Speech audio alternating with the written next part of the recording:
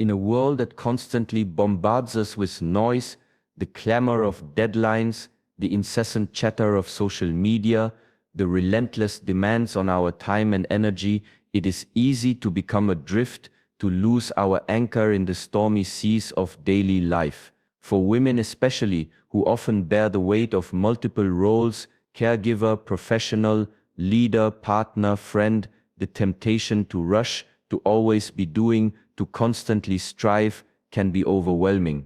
But I tell you, true power does not lie in perpetual motion, it lies in the ability to pause, to observe, to return to the quiet sanctuary within.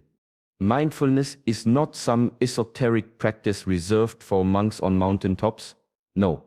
Mindfulness is the art of being fully present, consciously aware of this very moment without judgment. It is the gentle act of noticing your breath as it enters and leaves your body. It is the simple recognition of the warmth of the sun on your skin, the taste of your food, the sound of a distant bird. It is about waking up to the richness of life that is unfolding right now, not getting lost in regrets of the past or anxieties about the future. Consider this: how many moments in your day do you truly experience? How many meals do you eat while simultaneously scrolling on your phone, planning your next task, or replaying an argument? How many conversations do you have where your mind is already composing your reply rather than genuinely listening? When we live this way, we are not truly living, we are merely existing, reacting, and missing the profound beauty and wisdom that each moment offers. For a woman, mastering inner stillness through mindfulness is a revolutionary act. It empowers you to respond, rather than react, to life's challenges. When you are centered, when your mind is calm, you gain clarity. You can discern what truly matters from what is merely noise. You can make decisions not from a place of panic or obligation, but from a place of inner knowing and wisdom. This allows you to set healthy boundaries, to say no to what drains you, and yes to what truly nourishes your soul. Practicing mindfulness doesn't require hours of meditation, though that is certainly beneficial. It begins with small, consistent steps. Start your day with 5 minutes of conscious breathing. Before you drink your morning tea or coffee, take a moment to simply hold the cup, feel its warmth, notice its aroma. As you walk, feel your feet on the ground, observe the rhythm of your steps. When you are speaking with someone, truly listen, put away distractions, make eye contact, and be fully present in that interaction. These small acts accumulate, like drops of water filling a vessel. Slowly but surely, you will begin to notice a shift. The incessant internal dialogue will quiet. The sense of overwhelm will lessen. You will find moments of peace emerging, even amidst chaos. This inner stillness becomes your sanctuary, your source of strength, your unwavering compass. Moreover, mindfulness cultivates immense self-compassion. In the quiet space of awareness, you can observe your thoughts and emotions without getting entangled in them. You can acknowledge moments of frustration, sadness, or doubt without self-judgment. This allows for a deeper understanding of yourself, fostering a kindness towards your own journey that is absolutely essential for resilience and well-being. So, my dear friends, I urge you, make mindfulness your daily companion. Embrace the power of the present moment, for when a woman masters inner stillness, she not only transforms her own life, but becomes a beacon of calm and strength for everyone around her. This is not a luxury. It is a fundamental necessity for living a life of purpose and profound joy. Let this be your first most vital habit. Imagine a finely crafted instrument, a magnificent violin. If you wish for it to produce beautiful music, you must meticulously care for it. You must clean it, tune it, store it properly, and ensure its strings are not frayed. Your body, your mind, and your spirit are far more complex and precious than any instrument. How then can you expect to perform at your best, to give abundantly to your family, your work, your community, if you are not diligently maintaining and replenishing your own well-being? For women, This particular discipline holds profound significance. Society often places immense pressure on women to be perpetual givers, to nurture, to support, to sacrifice, often to the point of depletion. The narrative frequently suggests that putting oneself first is selfish. I stand before you today to unequivocally declare that this is a dangerous misconception. You cannot pour from an empty cup. To truly serve others, to truly live a vibrant, impactful life, you must first ensure your own cup is overflowing. Self-care encompasses three vital pillars: the physical, the mental, and the spiritual. Physically, it means honoring your body as the temple it is. This involves nourishing it with wholesome, real food, not processed fuel, but vibrant energy from the earth. It means engaging in regular movement, not necessarily for strenuous exercise, but for the joy of feeling your body's capabilities, whether through walking, dancing, yoga, or martial arts. It means prioritizing sufficient restorative sleep, allowing your body and mind to repair and rejuvenate. When you neglect these basic physical needs, every other aspect of your life suffers. Your energy wanes, your focus blurs, your immune system weakens. Mentally, self-care is about protecting your mind from clutter and negativity and actively feeding it with positivity and growth. This means setting boundaries around digital consumption, limiting exposure to news and social media that drains you. It means engaging in activities that stimulate your intellect and creativity, reading, learning new skills, engaging in meaningful conversations. It also involves practices that calm the mind, such as the mindfulness we discussed, or journaling to process thoughts and emotions. Just as you wouldn't continuously feed your body junk food, do not continuously feed your mind with toxic information or self-critical thoughts. Spiritually, self-care is about connecting with something larger than yourself, finding meaning and purpose that transcends the daily grind. This could be through prayer, meditation, spending time in nature, engaging in acts of service, or simply reflecting on your values and what truly brings you a sense of inner peace and fulfillment. It's about nurturing that deeper part of you that yearns for connection, for transcendence, for a sense of belonging in the universe. The challenge for many women is the guilt that often accompanies prioritizing oneself. I urge you to reframe this. Self-care is not selfish. It is self-preservation. It is an act of responsibility. When you are well-rested, nourished, and mentally clear, you are more patient, more compassionate, more productive, and more resilient. Your relationships improve, your work thrives, and you have the energy to pursue your passions. Make time for self-care deliberately. Schedule it into your day just as you would any important appointment. Whether it's a 15-minute walk in nature, a quiet cup of tea, a chapter of a book, or an hour dedicated to a hobby you love, these moments are not luxuries. They are essential deposits into your well-being bank. Do not wait until you are completely depleted to start refilling your reserves. Embrace the discipline of self-care not as another item on your to-do list, but as a loving commitment to yourself. When a woman masters the art of nurturing her body, mind, and spirit, she cultivates an inner wellspring of strength that allows her to not only survive, but to truly thrive, radiating vitality and inspiring all who encounter her. This is your power waiting to be unleashed through conscious, consistent care. For centuries, women have been conditioned in many cultures to prioritize harmony above all else, to avoid conflict, to often suppress their own needs and desires for the sake of others' comfort. While empathy and compassion are beautiful virtues, their misapplication can lead to silence, resentment, and a profound disservice to one's own authentic self. True strength does not lie in silence, it lies in the courageous and skillful articulation of one's thoughts, feelings, and boundaries. Assertive communication is not aggression. It is not about dominating others or proving a point at someone else's expense. Nor is it passive, allowing others to walk over your boundaries. Assertiveness is the balanced middle path.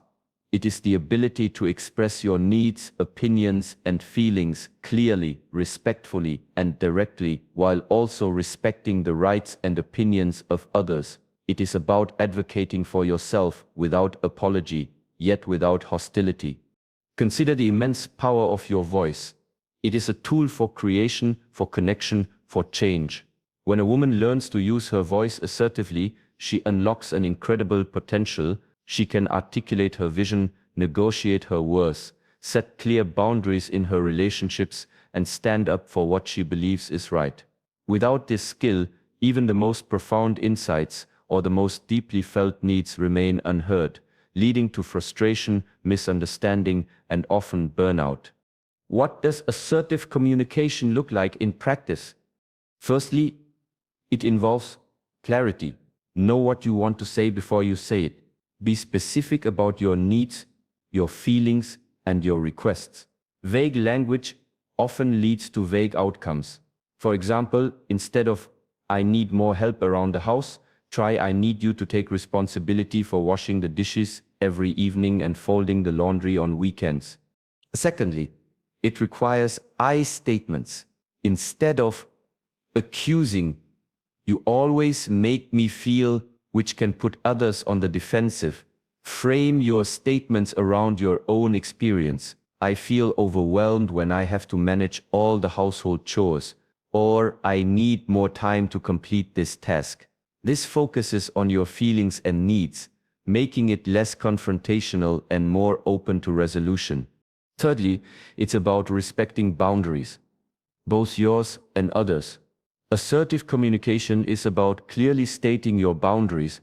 "I cannot take on that extra project right now," or "I need to end this conversation," if it becomes accusatory, and then following through. It also means listening respectfully when others state their boundaries, even if they differ from your own. Fourthly, and crucially, it involves courage. It takes courage to speak your truth, especially when you anticipate resistance or discomfort. But remember, your truth is valid. Your needs are valid. Your feelings are valid.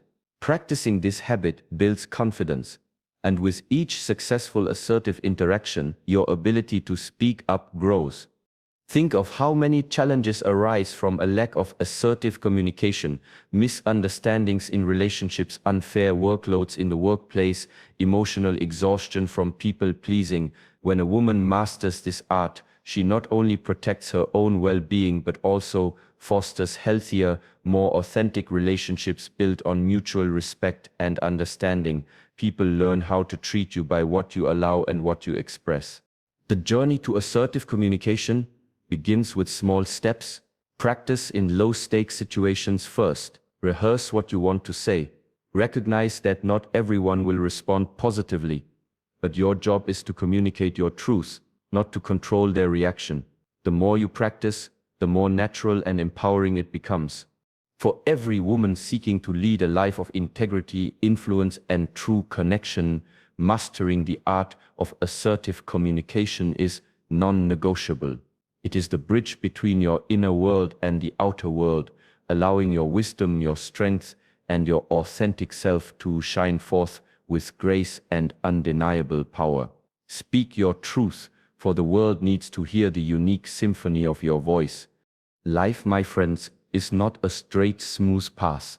It is a winding journey filled with peaks and valleys, unexpected detours, and sometimes formidable obstacles. No one is immune to setbacks, disappointments, losses, or failures. The true measure of a person is not whether they encounter adversity, but how they respond to it. For women, who often navigate unique societal pressures and personal challenges, the ability to not just withstand, but to grow stronger through hardship is a fundamental key to enduring joy and success. Resilience is not the absence of pain or difficulty. It is the capacity to adapt and recover from stress, trauma, adversity, or significant threats. It is the inner fortitude that allows you to bend without breaking, to fall and rise again, perhaps not in the same way, but with newfound wisdom and strength. It is the unwavering belief in your capacity to overcome. How does one cultivate this powerful inner quality? It is not something you are born with or without. It is a muscle that can be consciously developed and strengthened through consistent practice. Firstly, embrace a growth mindset. When faced with a challenge, do you see it as an insurmountable problem or as an opportunity for learning and growth? A resilient mind views failures not as endpoints, but as valuable feedback. It asks, what can I learn from this? How can I adjust? What new strengths can I forge from this experience? This perspective transforms stumbling blocks into stepping stones.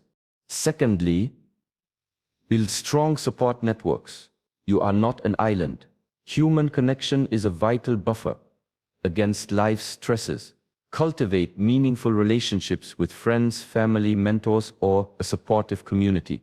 These are the people who will offer a listening ear, practical advice, or simply a comforting presence when you feel overwhelmed. Leaning on others is not a sign of weakness.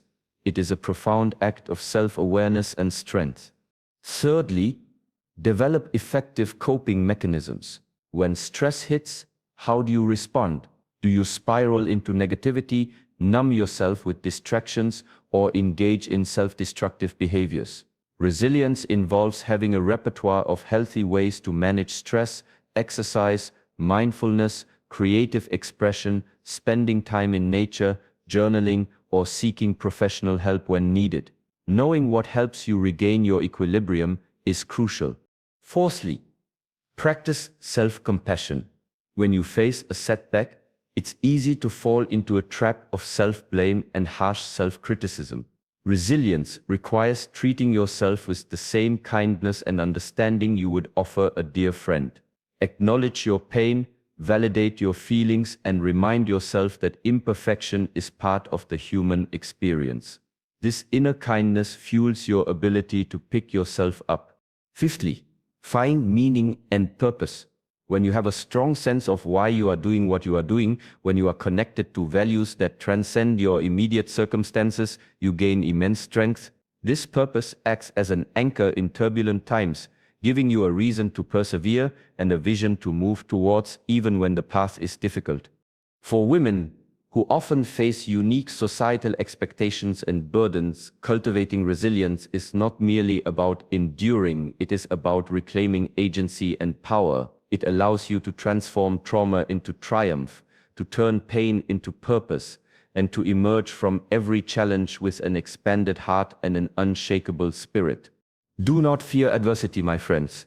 It is through resistance that steel is forged. Embrace the lessons, gather your strength, and remember that within you lies an inexhaustible wellspring of courage. When a woman masters the art of resilience, she becomes an indomitable force, an inspiration, and a living testament to the power of the human spirit, to not just survive, but to profoundly thrive against all odds. What does this lifelong journey of learning and growth entail? Firstly, it's about intellectual curiosity. Cultivate a hunger for knowledge. Read widely. Books, articles, diverse perspectives. Listen actively to podcasts, documentaries, and lectures. Ask questions, even if they seem simple. Seek to understand different cultures, disciplines, and ideas. The more you learn, the more connections you can make, and the more nuanced your understanding of the world becomes. This intellectual expansion enriches your decision-making, broadens your empathy, and fuels your creativity. Secondly, it involves skill acquisition and mastery. The world is constantly evolving, and new skills become relevant. Be open to learning new technologies, new ways of working, new forms of expression. This could be anything from mastering a new software program for your profession to learning a musical instrument, a new language, or a new craft. The process of learning a new skill challenges your brain, builds confidence, and opens new avenues for self-expression and contribution. Thirdly, it encompasses personal development and self-reflection. This goes beyond acquiring external knowledge and delves into understanding your inner landscape. Regularly reflect on your experiences, what went well, what could have been done differently. What patterns do you observe in your thoughts and behaviors? Seek feedback from trusted individuals. Be open to challenging your own biases and limiting beliefs. This continuous self-awareness is the engine of true personal growth. It allows you to shed what no longer serves you and cultivate qualities that align with your highest self. Fourthly, embrace challenges and discomfort as growth opportunities. Learning often involves stepping outside your comfort zone. It might mean taking on a new responsibility, admitting you don't know something, or venturing into an unfamiliar territory. These moments of discomfort are precisely where growth happens. Do not shy away from them. Lean into them with a spirit of adventure and a willingness to be a beginner. For women, this habit is particularly empowering.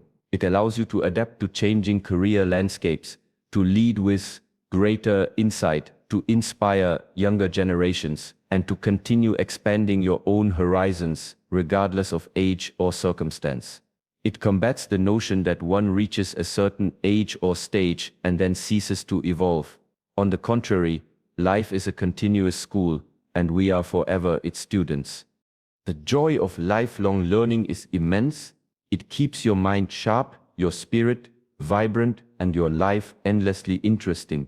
It opens doors to new opportunities, new connections, and deeper fulfillment. When a woman commits to this continuous journey of evolution, she not only elevates herself, but becomes a living testament to the boundless potential of the human spirit. She doesn't just age, she ripens, she deepens, she expands, becoming a wellspring of wisdom and inspiration for all who are fortunate enough to cross her path. Let this journey of growth be your eternal quest, for it is in the learning that we truly live,